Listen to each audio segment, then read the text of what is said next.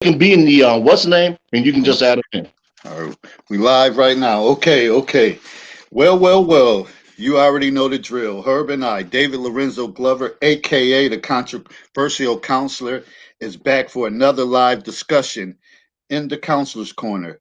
Last week, our focus was post-election. What's next? I know people really not worried about what's next because they too worried about what's going on now and who's going to win. But tonight, our main topic will be men and the landscape of today. Mm, man, I can't wait to hear what Herb has to say about that. And now let us shift our focus to the other five essential talking points. Number one, are some of these men out here getting bored with women and they are seeking pleasure from men to spice up their life? Oh boy. Well, as I wrote on the write up, WTH, what the hell? Wild stuff. Number two, intolerance in America. Number three, sometimes we all get into a space where we put things off for a long period of time. But every day you wake up with good health, every day you wake up with good health, it's an opportunity to do better. It's time to dig down to work towards getting something done. You will sleep better. Guarantee you will sleep better when you feel accomplished and you get things done that particular day. Number four, the company line broke. Number five, be resourceful and spend time with quality and like minded people. And as you get older, you don't have much time to waste. So true. We really don't have much time. We think time is forever, but we know it. Just by being a part of social media, you see it, and it's always rest in peace, or you wake up to something and somebody not being around anymore, and you're just like, wow, like I can't believe it. I just saw this person, or I just talked to them. So life isn't forever. Time isn't forever. But don't forget to stay locked in for the Can You Solve Herb's Riddle for the $20 Cash App stimulus package. We are coming off from last week where there was over 250 responses and a back-to-back winner. Now, if you know we like to use sports parallel, it's not too many times people can do back-to-back. So I'm interested to see if she's going to three-peat. Now, if she three-peats, she is official GOAT.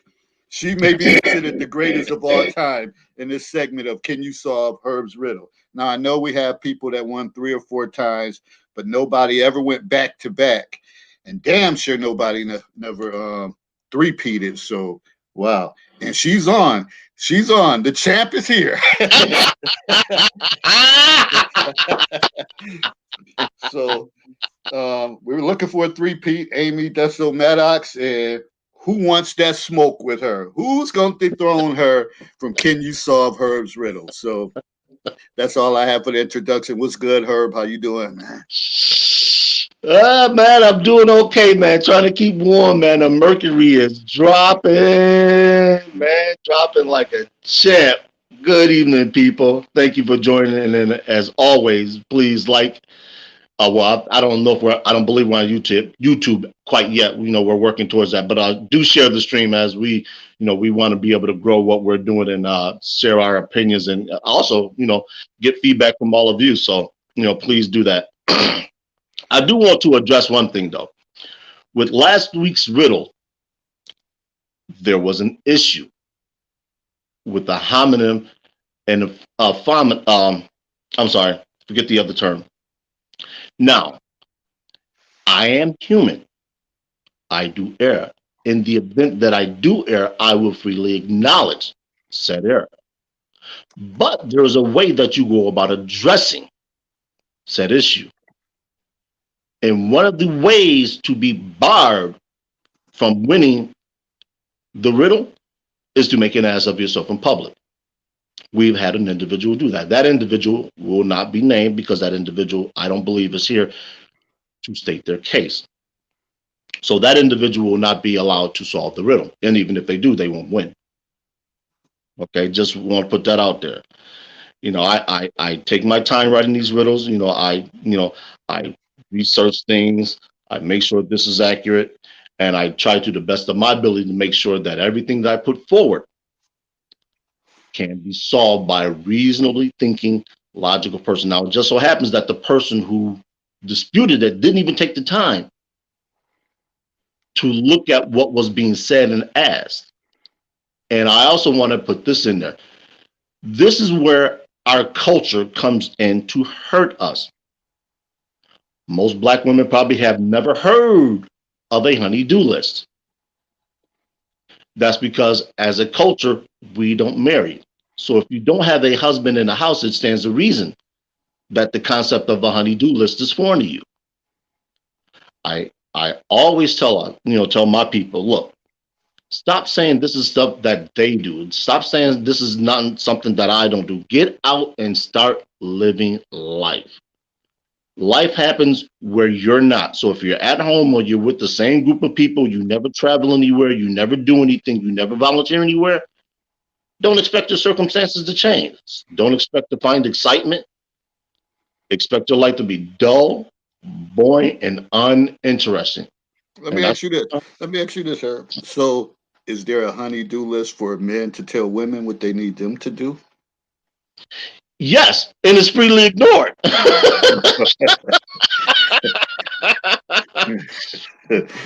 tend to call that submission. Women tend to call that oppression. Mm. We're diametrically opposed because the things that let's look at the culture in America around the time of the 1960s. The honey-do list were things that women always did. They cooked, kept the house, paid the bills, make sure the kids were educated. That was understood the same way it was understood that men were going to cut the lawn. If something needed fixing around the house, he was going to do that. If the kids got into a situation where his structure was needed, he would provide it, and things of that nature. It just so happens now that with women coming into the freedom that they have, they no longer feel obligated, or I won't even say obligated. They no longer feel the necessity to do those things. And this is where you start to see the fundamental cracks in what's defined as a family or how we are rearing our children. So that starts to play a role in how people are socialized and what they learn growing up. So if you don't, and I want to point out something that Daphne says. She said, "My list gets done because it's mutual." Well, let me ask you a question. If there's a thump at 2 o'clock in the morning, do you go downstairs and investigate that thump, or do you send your husband? That's part of the honey-do list. That's an expectation that women have of men. This is why you see a lot of single women, they get dogs because they send that dog down there first to go investigate that thump. It's not wrong or right. It's just the way we're living now. I want people to understand that. And, this is something else I want people to understand. I will never tell you what to think. I will ask you to examine this why you think what you think. And I want people to understand that. Critical thinking seems to be at an all-time low right now. And I don't know why. A lot of these people that seem to be devoid of critical thinking are out here having kids. So if they themselves don't think critically, how can they teach their kids to think critically? Just want to put that out there, people. Well, the thing about I taught critical thinking at Bryan and Stratton College, and what I tell you, and I tell people often that was probably one of my greatest experience. Because for one, I didn't want to teach, and but I had transitioned into public school, and then I stayed at Bryan and Stratton to teach and do a little part-time advisement. So I had the dean wanted me to teach critical thinking, and I kind of tied my counseling into that. Boy, oh boy, that class is great. The conversations, the critical thinking skills, just seeing people who don't know how to infer or look at perceptions and things like that. So I don't know if people have been, especially with that terminology, and that was years ago. But even back then, people didn't really critical thinking. That wasn't something that kind of was on people's mind. They might look at it as, well, that's just common sense. But No, it's like pieces and parts to stuff when you infer and you have to draw your own conclusions. Oftentimes, when I write scenarios, people say, "Oh, that's not enough information in there."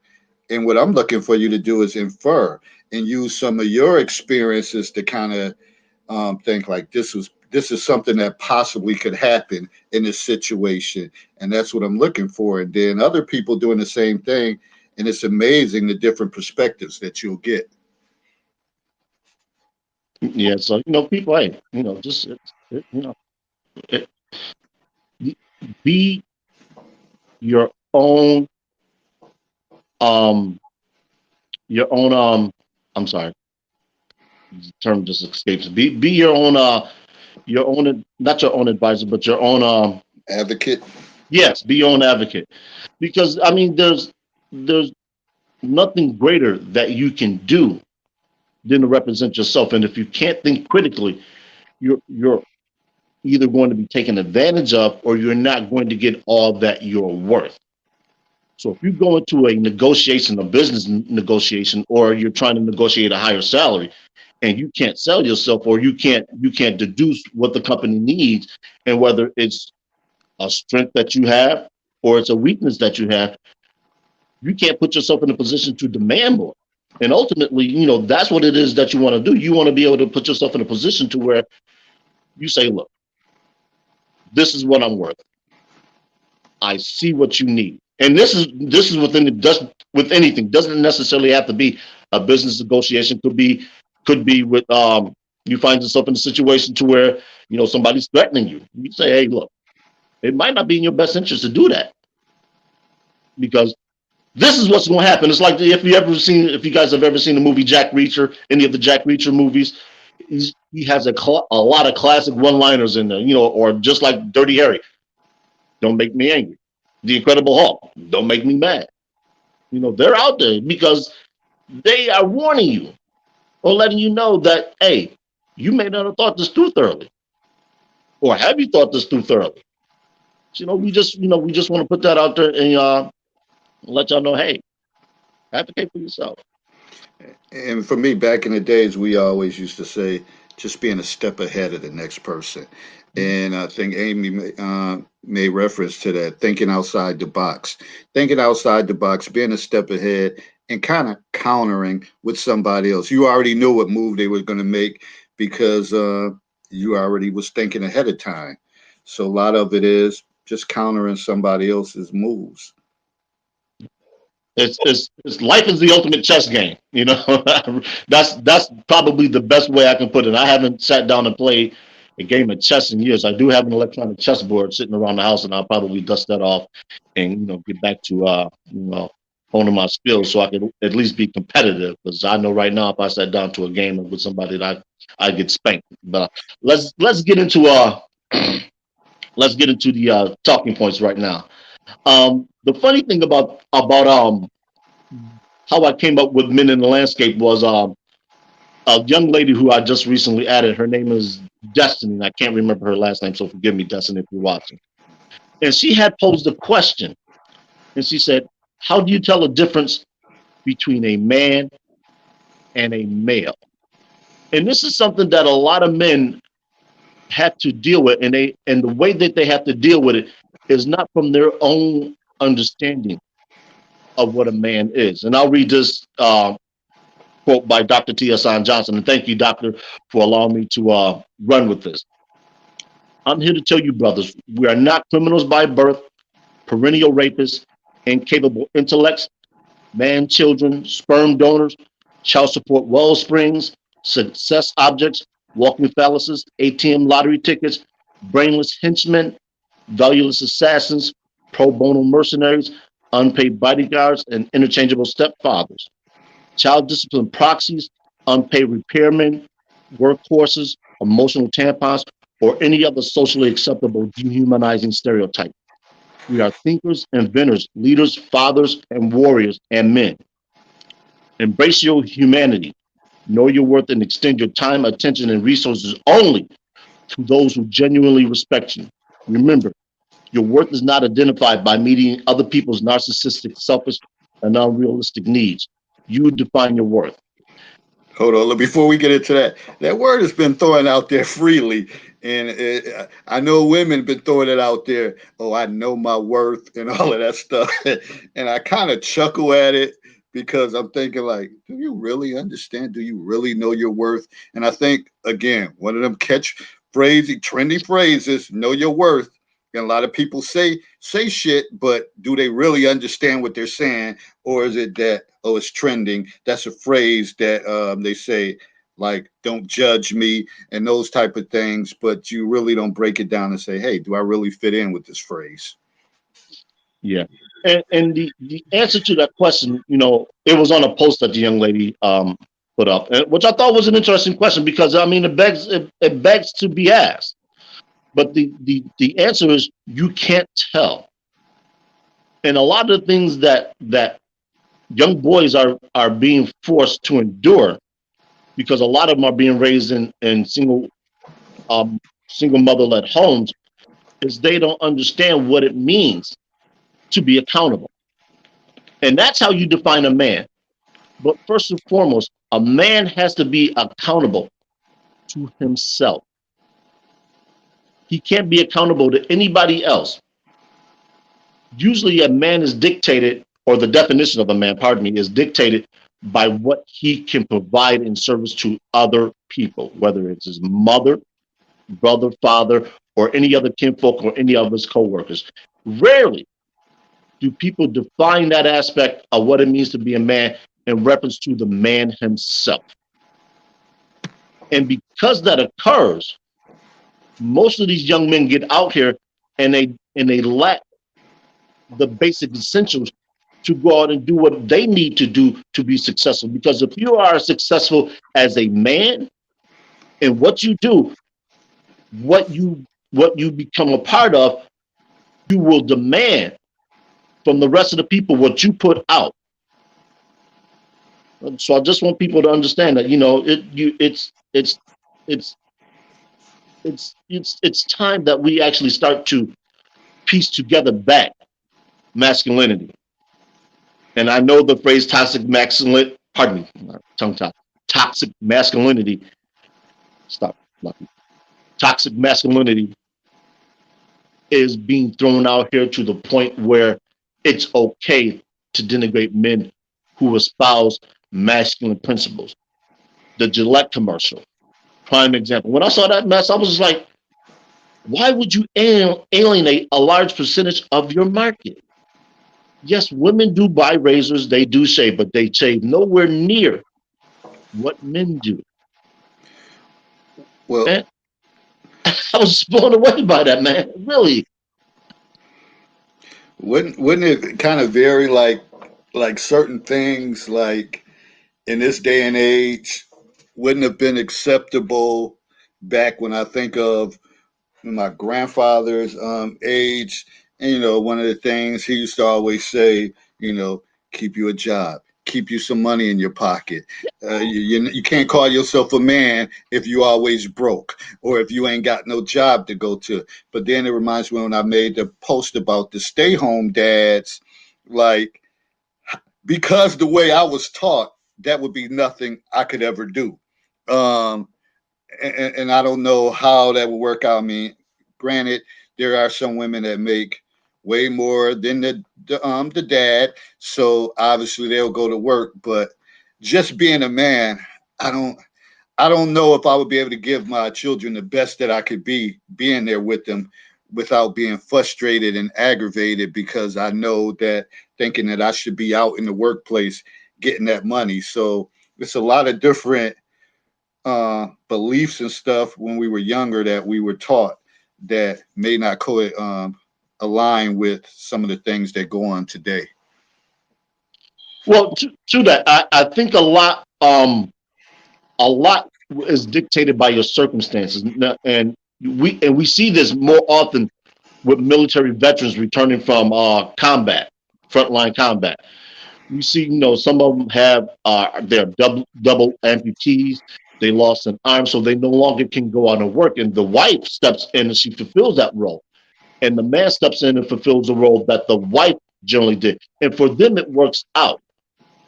And I think the one thing that children benefit from that is they develop a healthy sense of what has to be. And like I always say, I do things for one or two reasons.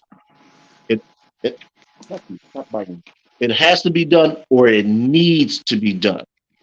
If I ever found myself in a situation to where I was married to a woman who was making more than I was, and however it broke down, I had to stay home and maintain the house, I would be comfortable doing that. But that's only because I maintain my own house now. So I wouldn't be doing anything that I'm unaccustomed to doing. Now, the problem would come in when she starts to behave in a manner that I would deem inappropriate. Regardless of what I do earn or don't earn monetarily, I'm still a man. I demand to be treated as such. And if that's going to be a problem because you're earning more, then we're going to have a serious issue. See, and I think that's where the problem lies with many people. And you can listen just to the lingo or things that people say, and that's when the comments come in, bitch ass or sorry ass, or you come in, oh, you didn't do this or you didn't do that. And, sometimes a guy can't get a fair break. So that's why for many men, it would be difficult to be in that role. And I really don't know how effective they'll be, especially if the woman comes at them from that approach. If she doesn't, then it should be all good. But how many women could actually come in, and if things aren't on point like you want it to be, uh, then how would you respond to it? Would you belittle him, or how would you approach it? And I think, as many older people always say, it's not what you say, it's how you say it. And I think a lot of people don't know how to say things. And the funny thing about that about that is this. I'm a straightforward person. So I not tell people, you can't hurt my feelings. You can't insult me. I tell people the only people that are capable of insulting me are probably dead because they changed my diaper once upon a time. So other than that, you really can't insult me. The only thing you do is tell the truth about me or tell a lie. And if you tell the truth, hey, I'm like, oh, you know what? You got me. But to what you said, phrasing is everything with a lot of people, and I'm beginning to realize that more so than ever. Um, there was a post, there was a post that was talking about the the um, the Hunter Biden situation. If you're not up to speed on the Hunter Biden situation, it's referencing his laptop and some information on it that might lead to an indictment or charges against his father. So, and his father, of course, is Joe Biden. So, somebody had posted a meme with Biden and Hillary Clinton in the picture, and under the meme, there's a caption, your son's going to have to commit suicide. Now, being the person that I am and being the critical thinker that I am, I thought it was hilarious because Hillary is surrounded by the mysterious disappearance of a lot of people who could have possibly ratted her out for something.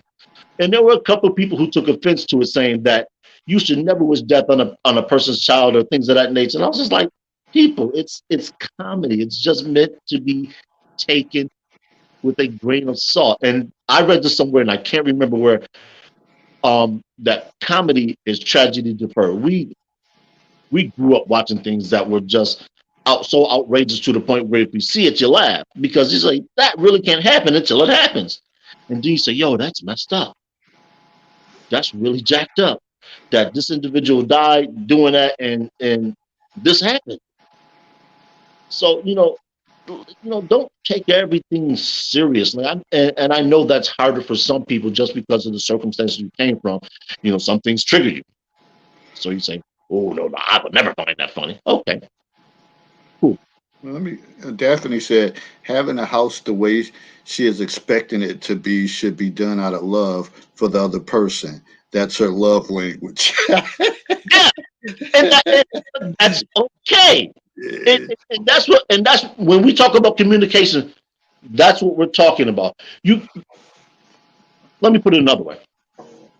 To have an expectation of someone or something that isn't communicated is foolish. If a server comes to your table and you order steak, and the server asks you how you like your steak done, you say, oh, it doesn't matter. And the server brings you a steak that's rare, and you don't like rare meat. Whose fault is that? You gonna blame the server, the cook, or yourself? It, and I go back to what Daphne said, and I understand that, but that person has to be in the right place. Like, does he want to be a stay-home dad? Has he accepted that? Because if he hasn't, you can expect every time you walk in there that shit gonna look like Hurricane Dean hit it or whatever the case is, and that's gonna be one argument. But if he's in a good place about it, man, he's gonna clean up something and he's gonna make sure it's all right. So that person has to be in the right place. And sometimes, do we even sit down and talk about and communicate? Are you in the right place, or how you feel about this? And most of the times, their interaction is, "Well, you don't have no choice. I got to go to work, whatever. You ain't doing that. You ain't got no choice." Right. And nobody likes to be backed up against the wall with no options. So because that means they just powerless in the whole situation. Essentially, it's a thinly veiled ultimatum, and we know how ultimatums are greeted. Not well. So you know, it's it's um it's that whole situation. You gonna do what I say because I can make you do it until you realize you can't make anybody do anything. And that goes for men and women, because an individual always has the option to leave you with the kids, send you a Dear John letter or a Dear John text now, and they're in the wind. Like the song. I'm laughing at what Krista said. She said, "Good place or bad place? Why can't it get clean?" My gosh, LOL. That's Maybe because he was doing what women in the past did, watch soaps. uh, I'm sure that's not gonna go over well. He was watching All My Children, or General Hospital, or Days of Our Lives. The fact that I know those is another story, but I might address that sometime in the future. But to what David said about being in a good space, he said sometimes we all get in a space to where we put things off for a long period of time. Every day you wake up, good health and an opportunity to do better, you should get in and get things done. And that's exactly what this is speaking about. Sometimes people go through bouts of mini depression. I know when the sun starts, when there's less sunshine, I start taking vitamin D because I get a little lethargic and I tend to sleep more. And my schedule's the opposite of other people. Right now, my house isn't in the situation that I wanted, but I'm not impacting anyone other than myself. So I have papers with notes all over the place. I have to go through and organize the notes and get started on some endeavors that I have planned. Now, if I were cohabitating with somebody, that would not be that way. The house would be in what I consider to be tip-top shape. And what I consider to be tip-top shape is, nothing short of being anal. So, it's just that. So, you have to find out who it is that you're speaking to, and like David said, what their love language is and how you communicate with them, because they may continue to put things up to the point where you can't take it anymore. You just explode and you just say, I can't live like this anymore. I want to divorce. And you got yourself and get out. And that brings me to the point of, what do you do when you live with a partner that's going through depression or sadness, and you're upbeat and things are going your way, and you kind of look at them like, build the goddamn bridge and get over it, or you know or do you, how many people are built for that, to have empathy with their partner and try to work through it? So there's a lot of little things that we probably don't think about because life is fast paced. We're moving, you got to go to work, kids got things they got going on, and most people don't want to sit around and deal with the pity party, or just overall somebody constantly whining. You automatically going to ask them, you want some cheese to go with that wine, or whatever the case is. So it's a lot that we have to think about, and that's why relationships are so complex and so difficult. And then this day and age doesn't help things as well. Okay, is it riddle time? Cash Yes, time? sir. Stimulus package time? All right, I posted the riddle in the chat for those of you who want to see it, and I'll tell you what it is. We can sometimes be heard during the day, but we do play at night. Once again, we can sometimes be heard during the day, but we do play at night. All right, there is the riddle, people. Have at it. Enjoy it. Now Hey, let's go ahead, Jay. oh, I was just saying somebody just came in. Hey, Joyce, thanks for joining. Anybody else who joined who we didn't get a chance to acknowledge, thanks for joining us on StreamYard. Much appreciation. Now let's. This one is gonna be an interesting one, and I want to talk about the intolerance in America and how how it's actually impacting us in ways that we probably don't consider. Now, I believe most of the listeners grew up in a generation, where R.G. Bunker, Thomas Jefferson, those TV shows were prevalent, and we always gave room for people to be who they are, no matter if they were bigots, if they were racist. So long as they didn't bother anybody or do anything to anybody, it was a non-starter. We didn't care. We like, oh, stay away from such and such because they're curmudgeon and they don't like kids and they don't do this and they don't do that. And as long as you did that, they could have been your next door neighbor. There was always peace on the block. Rarely do I ever recall a situation, at least growing up in Niagara Falls, where there was an issue between black and white people because somebody said something to somebody. It just didn't happen because you knew those individuals didn't like certain people for whatever reason. And you say, you know what? We're going to let them be them. Now we are trying to force people to embrace things that they don't have to, that they may not like or that they may not identify with. And I see it now with Facebook interactions that people will not allow people to be who they are. We're trying to force them to be something that they don't have to be. So if an individual wants to be homophobic, that's that individual's right. Stop trying to force that individual to embrace something that they don't care for. It is the easiest and fastest and most effective way to alienate someone. It reminds me of back I think this was in the 1960s. And then Ronald Reagan was governor of California. And I'm going to read this quote. This is something that he said when he was governor of California. I want y'all to keep that in mind. He defined a hippie as a person who looks like Tarzan, walks like Jane, and smells like cheetah.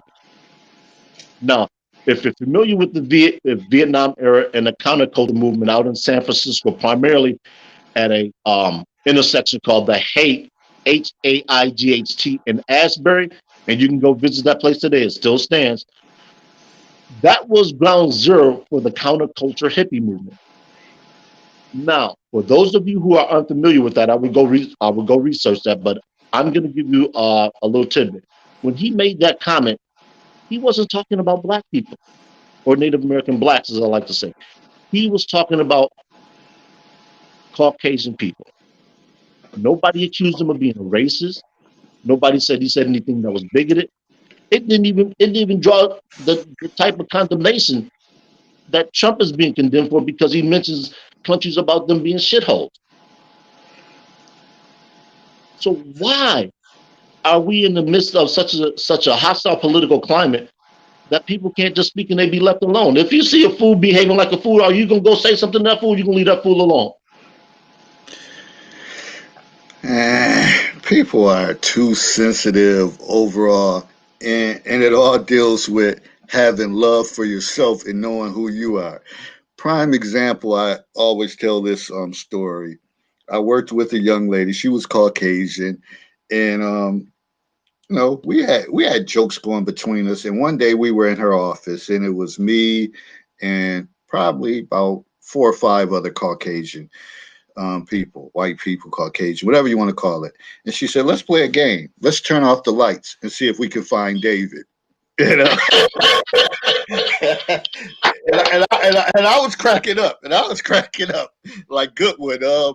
And they were like, "Oh my God, I can't believe you said that. That is so rude." And she was like, "No, you don't understand." She was like, because me and her were pretty cool. She was like, "This man talks so much shit, and he says stuff, whatever. You may think he's quiet and all that stuff, but he says a lot of stuff, whatever." And she said he can handle it. He's strong enough to handle it. And granted, I could handle it. It was funny. Like, oh, you got me right there. No, I Yeah. wasn't gonna break down, and because I know who I am and I have love for myself, so I was like, okay, she got jokes, whatever. So, but nowadays, you can't you can't do that. Like we gotta tread the lines with so much stuff, whatever. So a lot of people is just disgenuine with their conversation anyway. It's a lot of, to be honest, it's a lot of phony shit going on, a lot of phony conversations and phony people, and nobody's being really real. And to that joke, the other way I've heard that joke told is, let's turn off the light and walk into the room and say, "Hey, I can't see you, Herbert. Smile."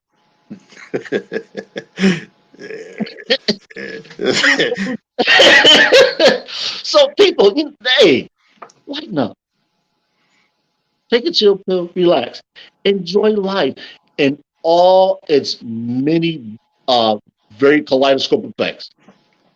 We make the world go round, or we can make the world stop.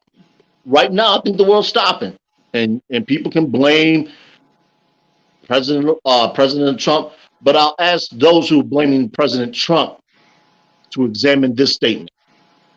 When President Obama was in office, and I'm sorry, oh geez, when Tamir Rice was killed, he made this statement.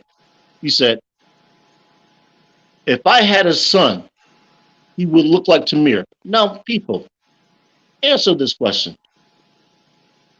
who with a sixth grade education or better did he have to tell that to? But nobody condemned him. Nobody said anything. He doesn't have to tell anyone the obvious because he has two daughters that look just like what Tamir Rice would look like if he were male. This is why I don't understand all the outrage and backlash from the social justice warriors who are adamant to get Trump out of office because they think he's racist. And I always ask this question: what legislation has he signed that has adversely affected Native Black Americans on a whole? And really, do I get any answers? We are joined by the wonderful, it's real. Here come trouble. Oh my Here come trouble. Here comes trouble. Good You know evening. God. Now the trouble is coming. No, That's what we're saying, is that now the trouble is coming. Okay. I'm sorry. How you doing, Sharia? I'm sorry. I'm I good. apologize. I'm good. How are you? Hey, let me ask. Let me preface this by saying this. I was walking through the Facebook alley, and I happened to see a commercial for a TV show called First Dates. Now, this is based in the UK. There was and they're matched up. I think they take their likes, dislikes, and things. They match them, but like, for the most part, they do a pretty good job. Now, I think they're given per diem, and they're $70 each, and anything over that they negotiate however it is that they want to pay. Now, the individuals that they matched up didn't get along whatsoever. So the guy paid half of the bill, which I think was £70, and I think a pound is a little bit more than the US dollar. So I think like $1.25. And the female sat there looking perplexed. She said, "You're just gonna pay half?" And in the comments, there was a lady that was saying that he should have paid it all because she had to take more time and effort to get ready. And I thought, since when is a man responsible for What females? does that mean? I'm sorry, say that again, Sarah? Well, she was just coming up with some stupid ass answer as to why he should pay for it all. I don't care that he didn't pay for it all. If they didn't get along in the date, don't. And you said both people get a per diem, right? Like, I believe so. Yes. to be on this show. So, I mean, there would it in the instance like that, there's absolutely no reason why she couldn't have chipped in for whatever. You got a per diem. It's not like it's coming out of your fucking pocket. But, because she had to take more time to get ready, that's just somebody talking out the side of their stupid ass neck. Because that don't have nothing to do with nothing. It has nothing to do with nothing. Like, how do we know how long he took to get ready? How we know how long he took to get ready? Like, some dudes take a long time to get ready too. So that's just something that somebody was saying. It didn't make any sense. It don't make no sense. And that's what we were talking about at the top of the show with the way men have to navigate the modern landscape, particularly in terms of dating. Now, like I said, this show is based in the UK, the United Kingdom. And it begs to ask, what are the expectations that are being levied towards men compared to what it was, I'll say, not a generation ago, because a generation ago, I think that's where the waters were really starting to get murky. But I would say 2 generations ago, because there were certain expectations that men had. You expected to go out and earn. You were expected to take care of home. You were expected to provide. And, women fulfilled their obligation. And of course, marriage is the focal point of that. And the family was always the beneficiary of what those two did. Now we see the marriage rate declining, and that's across the board, really across the world. And how do we actually even address that? Because one of the talking points we have is be resourceful, spend time with quality and like-minded people. And as you get older, you don't have that time to waste. So now we're trying to cobble together relationships so we're not alone as we get into our golden age. I know I'll be 50 next year, and I sit back and I think about all the things that I've done and all the things that I want to do, and I would like to have somebody to do them with, but I'm not going to do that just because society is saying that I should be married. Because I can't tell you how many times I've heard that. Why aren't you married? Well, you should be having kids, and you should do. I'm just like, why? So now here's the question. How long do you go without getting married and all of that stuff, and you say it's because society says you should do it? At some point, whether society says you should do it or not, if it's something you want to do, then you're going to have to go out and do it. So you can't be stubborn and say, well, society said I had to do it, so I just ain't gonna do it. Like that. At some point, in order to be living your life, you're gonna have to say bump what society says in either direction, whether they say I should do it or whether they say I shouldn't do it. I'm just making this decision for me.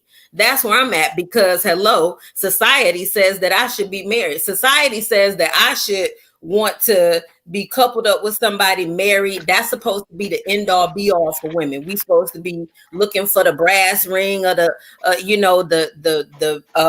engagement ring and all of that shit. I don't want anything to do with marriage, and I don't give a damn about whether society said I should. I don't want to. I'm not walking around here trying to find somebody to die with.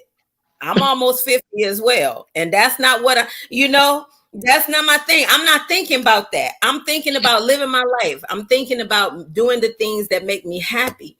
Now, I'm single, and we know that. But for me, we also know that single don't mean lonely, and single don't mean alone. Not the way I do it. Now, if you mad and bitter and single, I feel like you're doing it wrong. Quite honestly, I really do. But I'm not. So, I mean, some people is feeling like they getting old, and now I want to settle down and all this stuff. Look, I done just got started. I ain't settling down till I'm in the ground. So, Well, me and Herb kind of talked about this before we went on air. Some people still peaking at 45, exactly. 50. But some people, they're done. They're done. It's over. Then they need to go sit the fuck down somewhere. They don't need the people that's done. Don't need to come. Look, the people that's done, that's tired, don't need. It's time for old folks and babies to go to bed. Then That's what it is. If you're tired and you're done and you don't reach a certain age where you feel like you're too old for shit to go down, well then, bitch, go sit down. Go sit down and let other people enjoy what they doing. Not everybody feeling like you. Like I said, I would listen. I love company, but I also love being alone. I am as good with somebody as I am without. So I don't have that desire. Oh my God, I gotta find somebody to cuddle up with, to snuggle up with. Man, look, because I really listen. I know me. I'm really saving the human race by being how I am. And some people, it is cuffing season. It is, and I got a Rolodex full of mofos that's ready to cuff when I'm ready. I got a Rolodex full of that's ready when I'm ready. Like,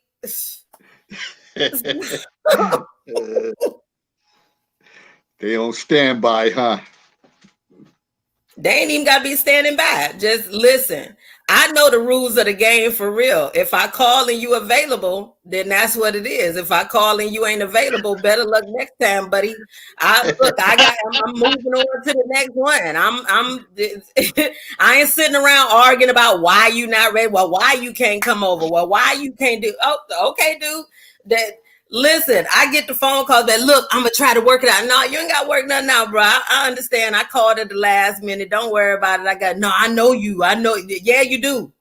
And since you done said no, look, but I'm not the one to be sitting around twiddling the thumbs. That's not the thing. I guess the great John Wooden said, when opportunity knocks at the door, you better be prepared to answer. Let me jump in here right quick. Hell, where's the lie? Let me jump in here real quick. I want to address something that Joyce Washington said regarding President Trump.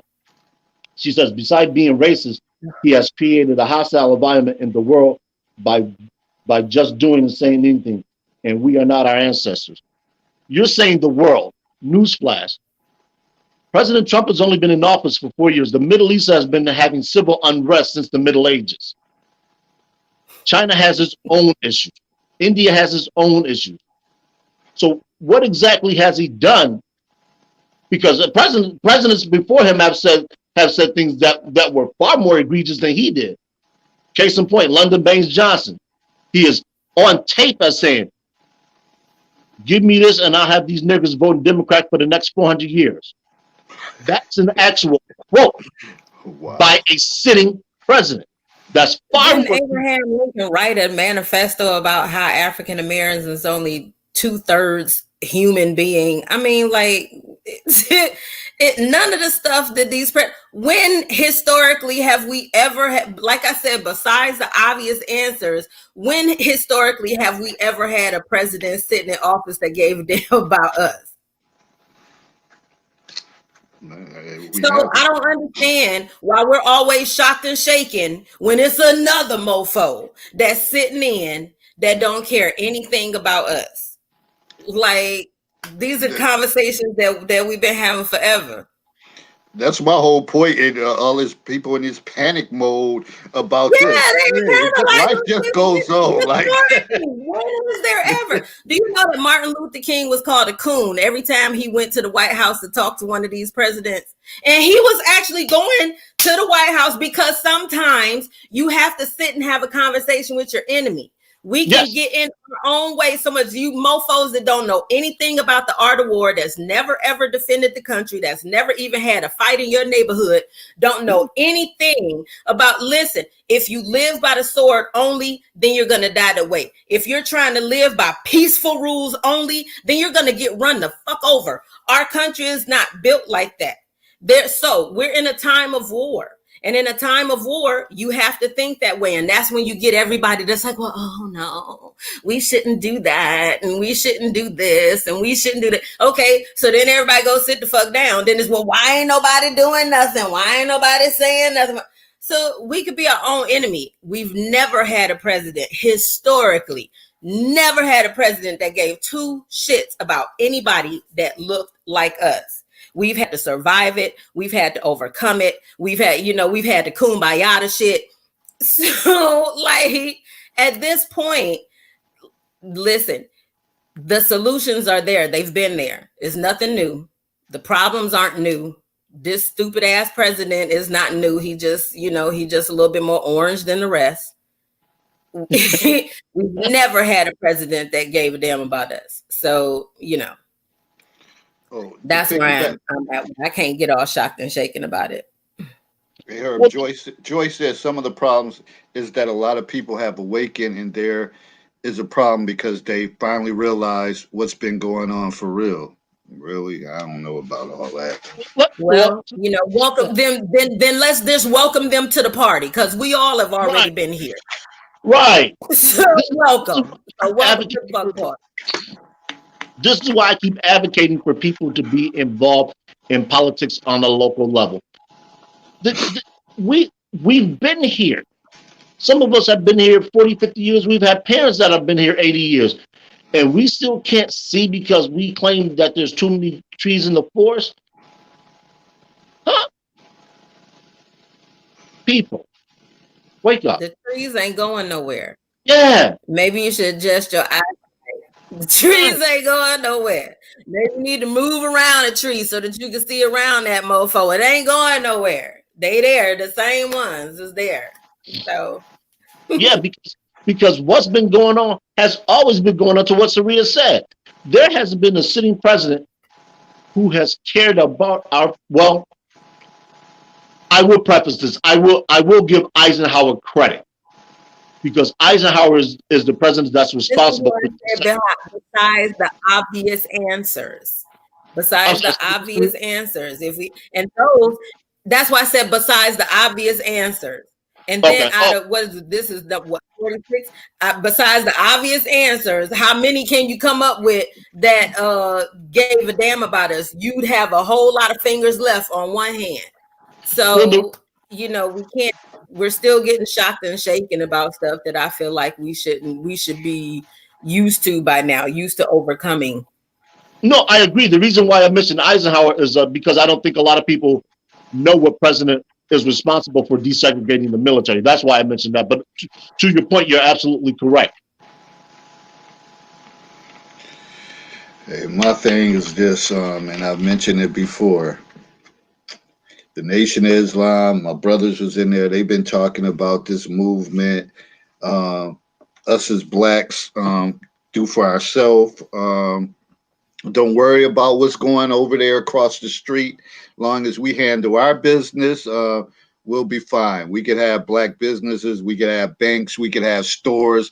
We could have it all. We had that before. But for whatever reason, the self-hatred that we have, it never goes. It never goes too far. So I'm one who sit back and I just don't really get caught up in all of that, all this conversation that's going on, because we control our own fate, and many of us are not. We're not holding up our own end of the bargain. Yeah, so and it's like we talked about last week. What are your plans? What are your plans post-election? Because no matter who's elected, there's going to be a set of circumstances that you're going to have to deal with that no president can change. Very few policies are really going to help you. Short from them putting money directly in your pocket. That's why one of the big things right now is the stimulus package. Is there going to be a second one? Are there going to be mass eviction?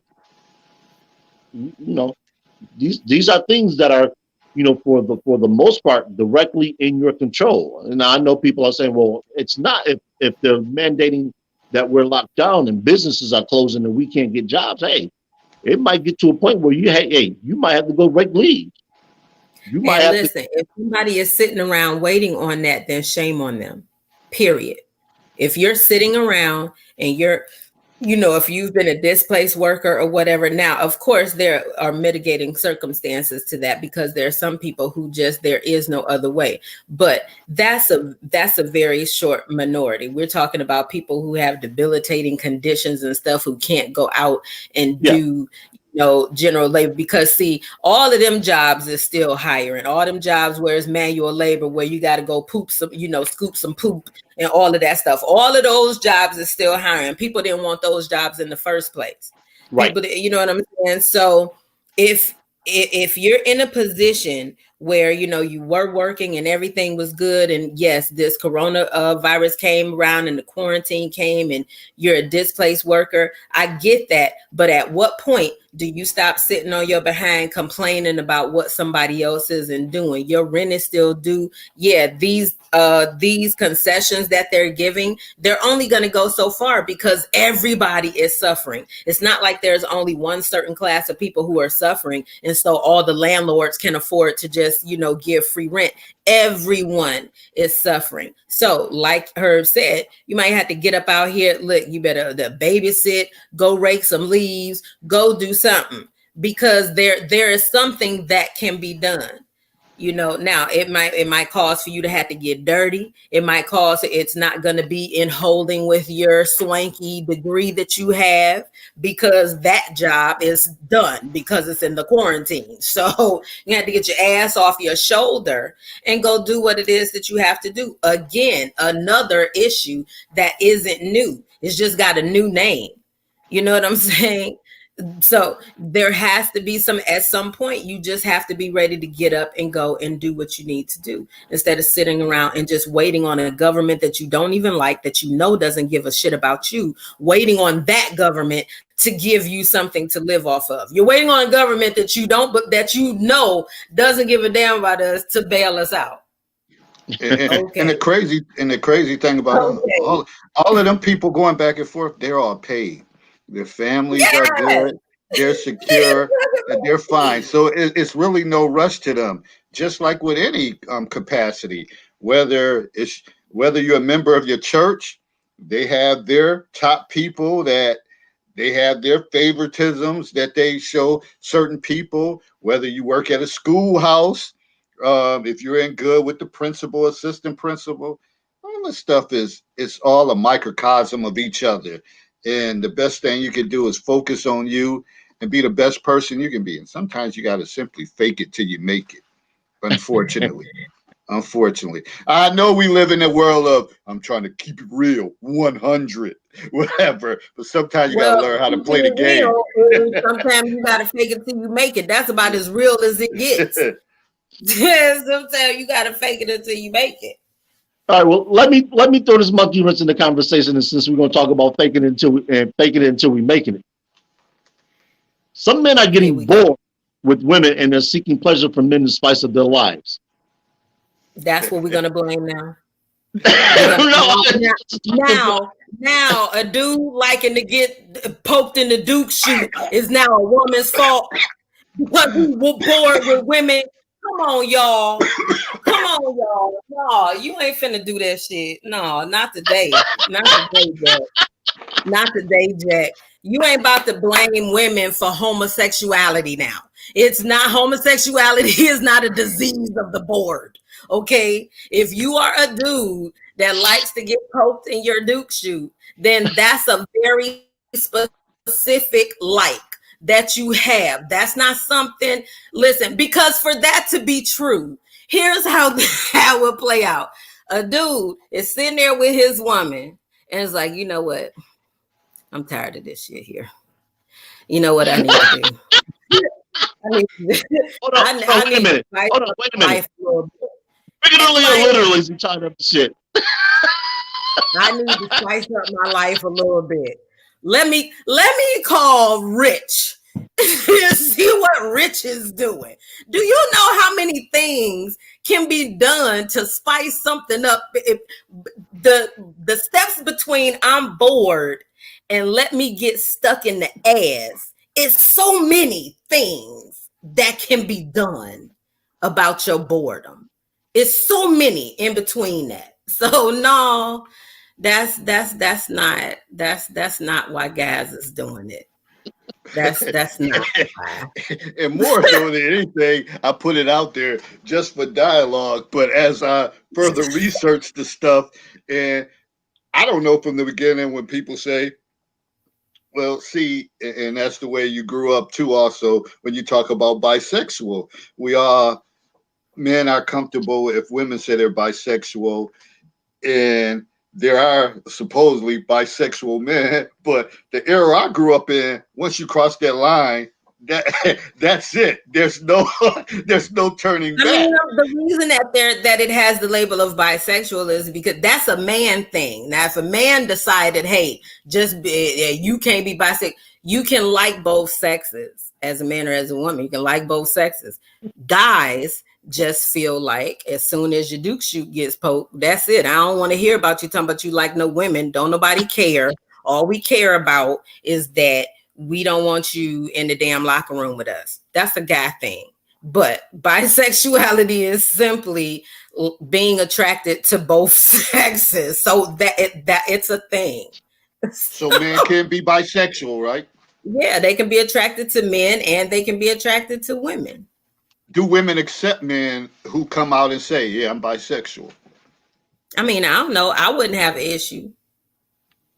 But for me, it's different. That's because I have a fantasy of two men. And so it's probably going to be easier for me to deal with that because two straight men, like you talk to two straight men about it. And number one, they looking at you like you just grown a third fucking head. Like it's such a damn foreign concept. Men don't have a problem watching two women together because there was a time when I'm telling you that women was real sick of the imagery. Now y'all sick of the imagery. Y'all get to see how we was feeling and y'all so outraged and shit. Y'all didn't understand why we were outraged when every movie had two bitches kissing in a shower or it was ridiculous. It was that don't look like that, Herb. Don't act like you ain't seen no movies.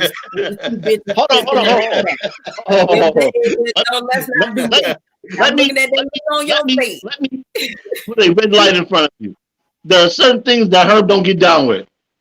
Down with it. I said I know you've seen it. I didn't say you liked it. None of that. But I know you know it exists. I know a lot of things exist, but I don't get into it. So when I got into it, I said I know you know it exists. Like this. I'm being very specific now. As popular as the show Modern Family is, I don't watch it. But you know about it. Huh? But you know about it. That's all I'm at. Know about it. I know about it because I am informed. It sounds like she's saying you know about seeing a movie with two women were kissing. It sounds like I'm saying just that. Don't act like you shocked and shaking because I said it's a movie. It was a movie with two women kissing. That was the look that came on your face, like, oh my God, no, there's not. It's a bunch of them. And there was a time when they were being made, and when women were outraged because we were, and believe me, the Bible thumpers. Now I'm not outraged about it because of the Bible, but the Bible thumpers was out, honey. Y'all want women is just going to hell because y'all just want women to do this and do that. Let me put it to you like this. If the theme of the movie is about that, I'm not going near it. Now, have there been scenes where there have been female to female contact? Yes. There's been movies that have had male to male contact. That if it's a snippet of the movie, then that's a snippet of the movie. I'm not saying I haven't seen a movie where that has been a case. But if the movie is about that specifically, I'm not going near it. That's just not my task. I'm not going near it either. And the movies don't have to be specifically about that. That shit was just popping up random. Just like in the damn Matrix when every other scene was him, Neo and the girl fucking kissing. No one cared about that. So sometimes in the movie stuff is just thrown in there randomly. So what I'm saying to you is that there was a time period when all we saw was they was pushing that agenda, was that it was okay for women to be with women, and men could not understand why we were upset about it. You know why? Because most men are attracted to that. Most men can look at that and they can get aroused. So they didn't know. They act like they didn't. They act like we was prudes because we said something about it. Oh, y'all just on the shelf. Oh, y'all Bible thumpers. Oh, we got the whole gambit. Well, now here you go. Is now in just about every movie you see, there is going to be a representation of gay men in just about everything. No. A representation. No. Men don't know what to do. Now you blame us to the board. Nope. You're correct. But understand, that's the agenda that Hollywood pushes. Now, if you ask, and this is where the socialization comes in, and I think that's important that we understand how that impacts us, because we get a lot of our information at that point in time through television. So they're selling, or they're putting out an image, and you can do one of two things. You can embrace that image, or you can recoil from it. And to what you were saying, the Bible thumpers recoil from it because that goes against their teachings. And to that, this is in part where the temperance movement took hold, because the temperance movement was also into shaming women who were Jezebels. So I'm not saying. Where y'all at with the dudes getting bored and all of that stuff? Because that's how this started. No. It was something that was put out on a post. I know. I saw David's post. I saw that. I saw it. You know why? You know why I put it out there? Because it's happened. It's happening going so on frequently. Whatever. Like, damn, what's good? Like, I got bored. Males getting stuck in the booty is going on. My only issue was you saying that the reason it was happening was because men was getting bored with women. Get out of here. Get out of here. You gotta be something. It gotta be something. Get out of here. It must be something. They like getting stuck in the ass. What you mean? It must be something. That's their preference. Okay, sorry, hold on. Let me go to switching into something that Joyce said. When they got married. The something that it must be was that they were either lying, to themselves or who they were with about what they wanted, because wanting to get stuck in the ass is a very specific preference. Hold on, before you go, Herb. And then, as you're reading through research, and it says 80% of relationships now, there's somebody bisexual. 80% they're bisexual and they're in straight relationships. So some people ain't talking. Some people ain't and I know that number could be inflated or whatever the case is. It may not be that high.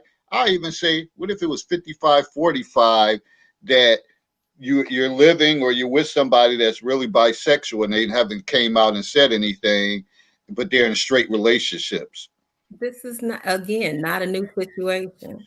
No, America's used to be like a long time ago. America's, they Wheaties boy. What was that dude name? The one that turned into Caitlyn Jenner. Bruce Jenner. Bruce Jenner. Yeah. He was in a straight ass relationship and that dude came out with titties. The next thing y'all know.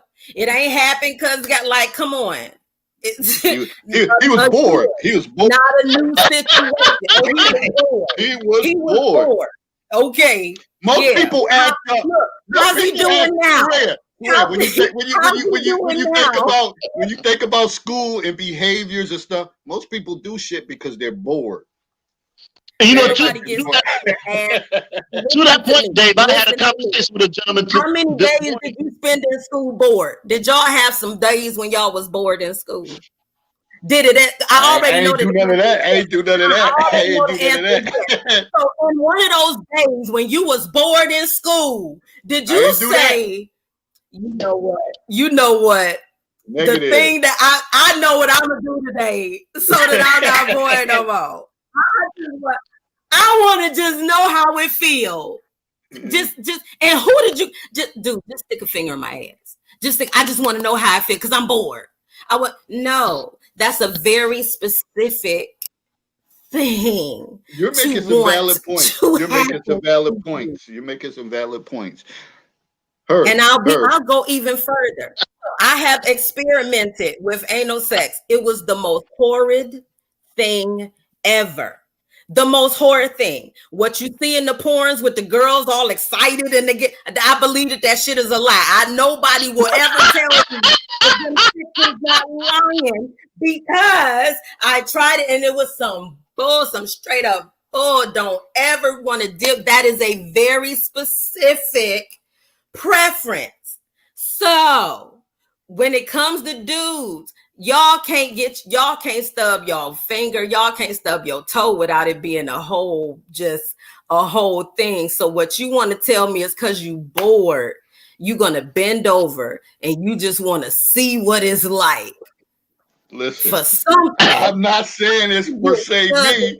I'm asking what's going on because when you say are men getting bored, you guys are men, so you get to answer. How bored would you have to be? Never. You just get another woman. You just get another woman. Hello. Or you do something that else. means the answer to the question has to be no. It's not boredom. But then there might be a small percentage of guys that say, "Ain't no."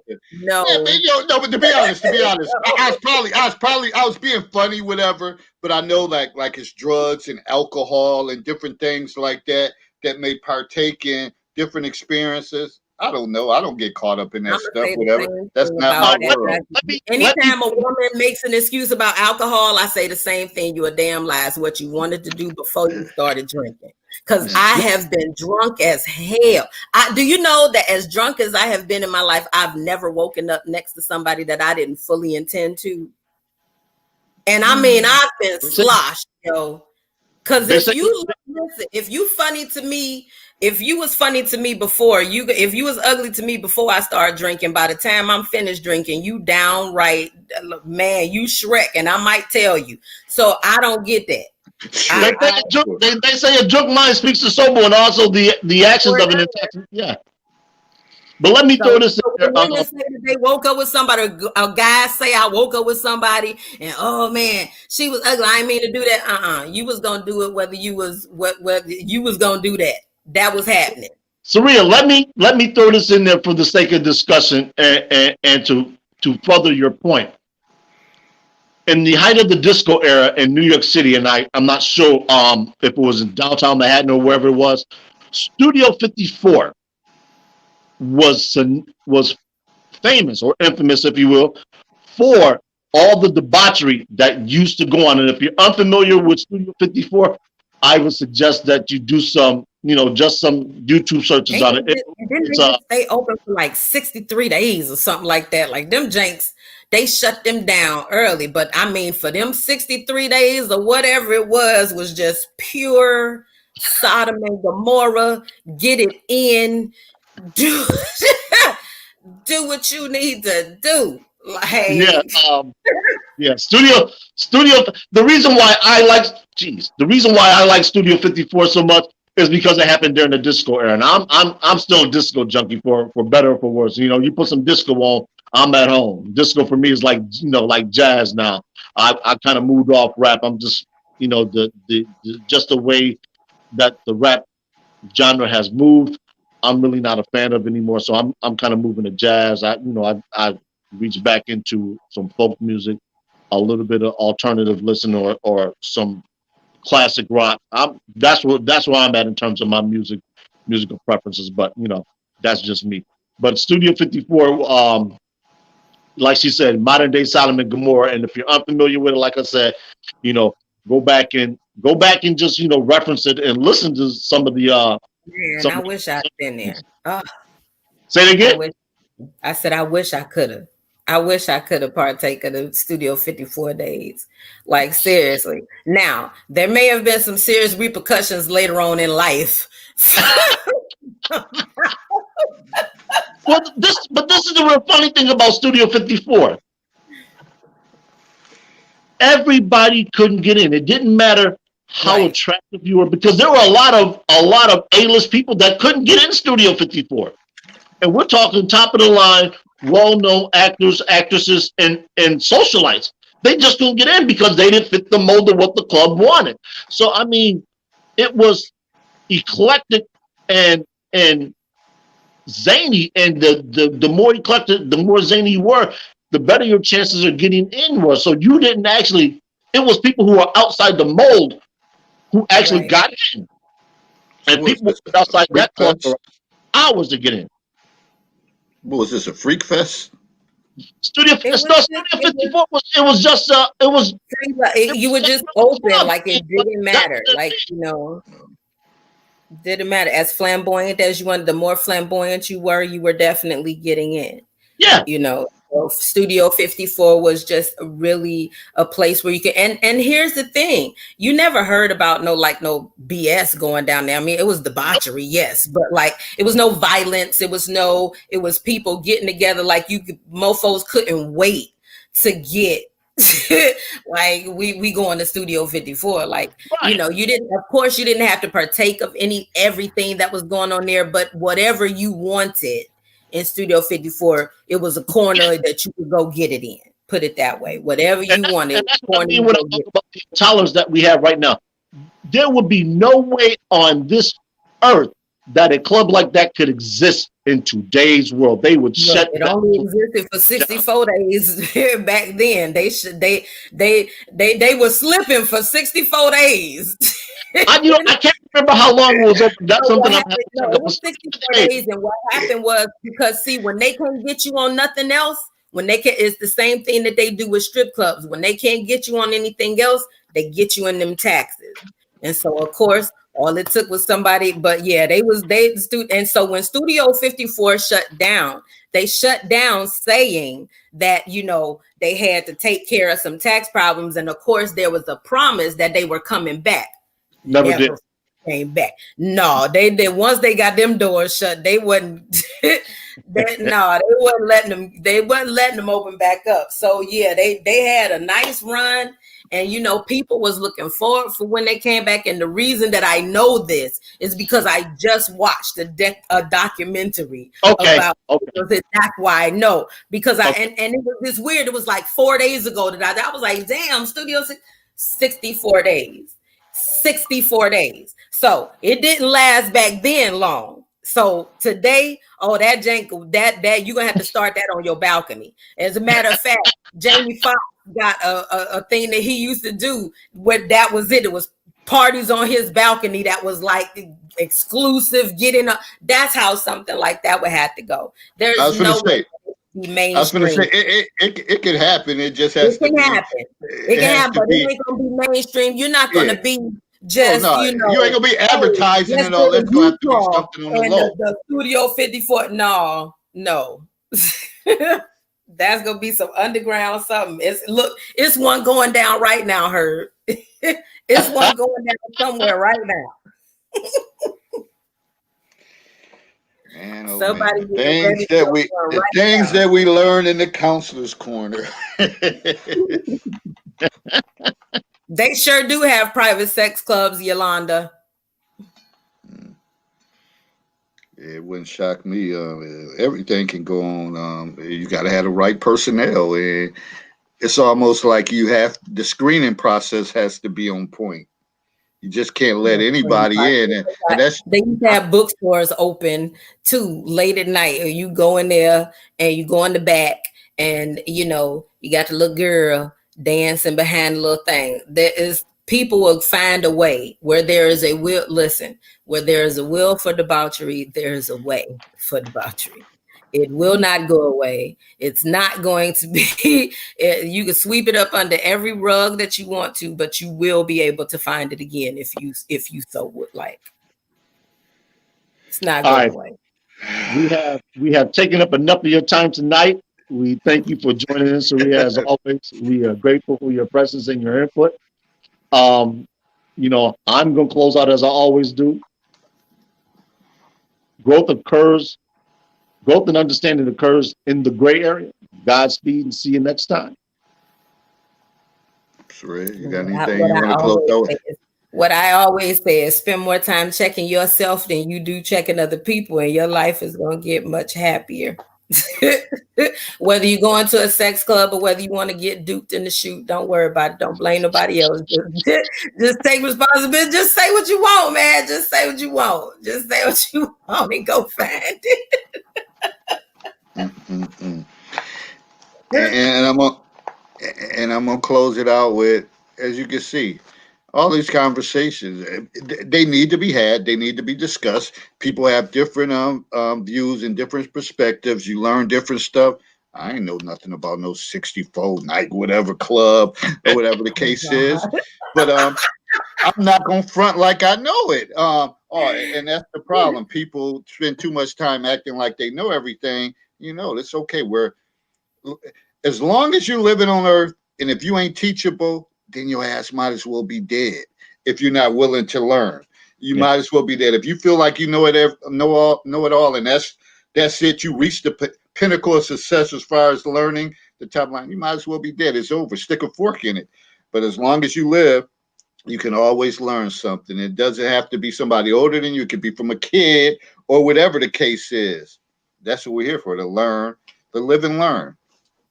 And with that said, I have nothing else to say after that. Stay tuned for the week for the follow up with the riddle. We know how it gets down after the show, whatever. Can you solve Herb's riddle? And stay tuned for the post throughout the week and the build up for next week's show. All right, good people. Thank everybody for joining. Thank Herb. Thanks Aria, and thanks everybody who commentated during the show. We'll get with you next week. All right, Right? peace. Peace. Everybody.